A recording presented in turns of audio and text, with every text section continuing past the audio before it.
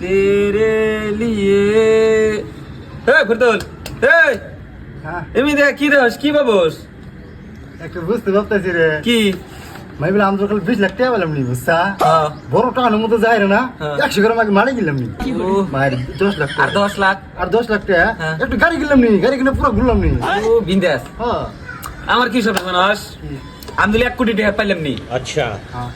ধর বড় একটা টাউন মধ্যে যায় রে 10 লাখ টাকা দেয়া এক কমাড়ি নিলাম নি আর 10 লাখ টাকা তো এক পা মারি দেব ও না 50 লাখ টাকা নিলাম নি আর ধরে যে 50 লাখ টাকা দেয়া একটা কি জান বিএমডব্লিউ নিলাম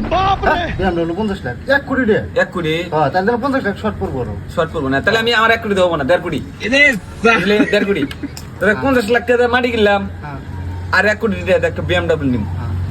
আর ধর 50 লাখ টাকা দিয়ে একটা বিজনেস করুন হ্যাঁ 1.5 কোটি পার হলো তাহলে 2 লাখ 2 কোটি হয়ে গেল 2 কোটি হ্যাঁ। হ্যাঁ আমার 2 কোটি দেবো না 3 কোটি আমার হ্যাঁ